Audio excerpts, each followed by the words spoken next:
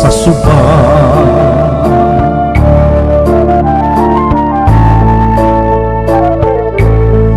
Mga sapa at tuburan ni hubas, mga isda at uwan ng litad ng ligtas.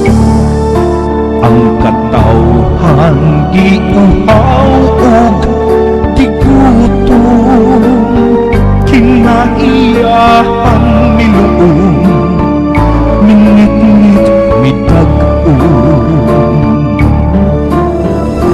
Ang langit daw nagising, mga kabungturan ni dahiling.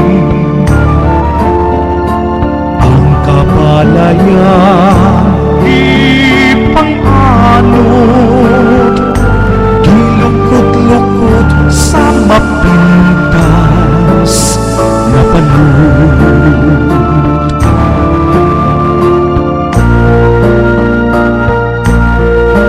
Mahiagong kita sa katalagman,